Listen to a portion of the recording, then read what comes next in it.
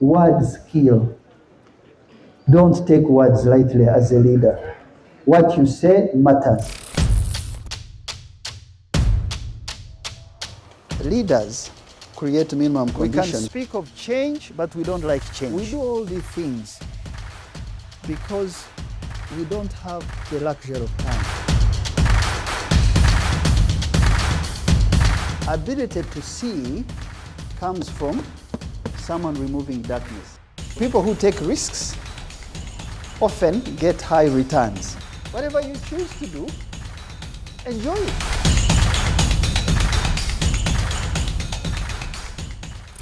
Man is responsible for the actions in a home.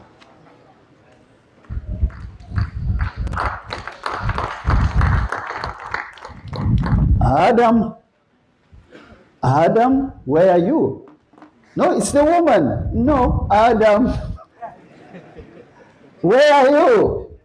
No, I didn't. No, Adam. So we are responsible even for those things that we don't initiate. In my language, they say that the head of a home is like a dustbin. Everything is thrown there, but he keeps cleaning because he provides the shed, the rest of the family. Think about it. It was Joshua who said, as for what? Why didn't Joshua's wife say that? As for me and my house.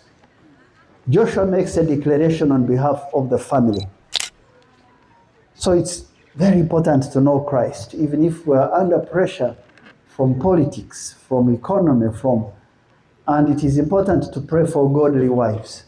A thing that will kill a dog starts with what? With taking away the ability to smell danger.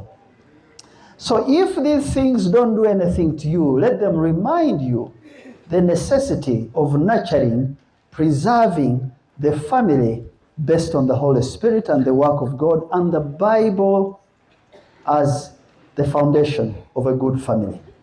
The second dimension is work. And the Bible tells us that anyone who does not provide for their relatives, especially for their own household, has denied what? And is worse than what? But what if I don't find work? Do I become an unbeliever? No. This verse is forcing you to use your guitars. Do you remember guitars?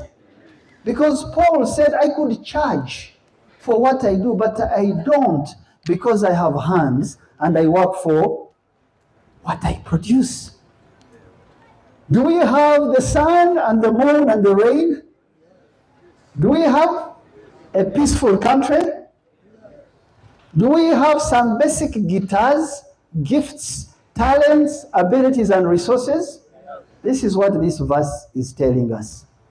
Look more beyond what you've been given. There's more that you can do.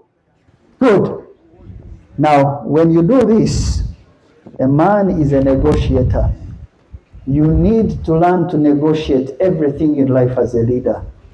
You start by separating the person that you hate from the issue you are dealing with. A person and issues are two different things. You understand? Just because you don't like Odrek's face, it doesn't mean that the issue he's talking about has gone or is very bad. You have to face it. You have to grow that maturity to work with the people you don't like, to be able to lead. You must focus on interest, not position.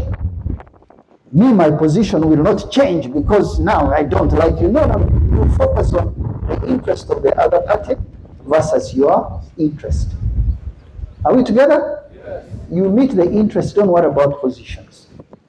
You develop a criteria that allows you to find a solution. Don't jump into solutions without an explanation. Okay? Make sure that for every problem, you choose options before you arrive at a solution. Just because the solution is number one, it does not mean that it is the best. Don't settle for what comes first. Sometimes you need to dig more to find a solution for your church, for your people.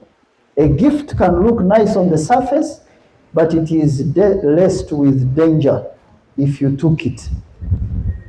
Not every gift is a prayer request answered. Are we together? Yes. Very important that you choose carefully as a leader. Talking to you as leaders, because I know where you come from, you'll transmit this knowledge. Avoid competition. Go for cooperation, because differences bring creative solutions. When I am different from you, I must create a solution to move us together. Okay?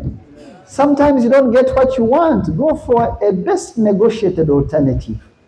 Sometimes this alternative is helpful now until it gets you where you want to be. Right? That might sound like, how can you tell us don't go for plan A? You have options. No. An alternative should come after many options that you have investigated. Who is winning in this is a wrong question. Very wrong question. I want to, if a wife and a husband quarrel and one wants to win, who is a loser? Both. Because in marriage, there is no winner. If you are disagreeing, you must go for win-win. If you've lost both. Absolutely.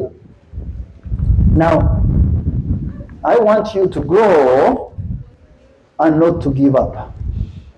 Please don't allow provocation. People can provoke you, circumstances can provoke you. Maintain silence, because words are not returnable when they are released.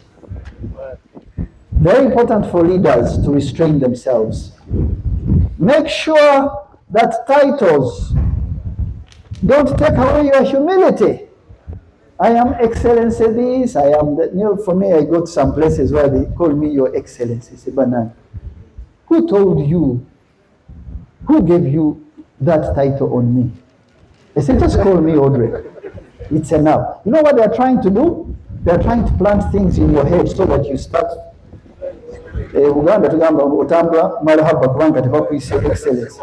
No. Keep humble, because humility is the limits, understanding the limits of your culture and power. You know your limits, you'll grow as a leader.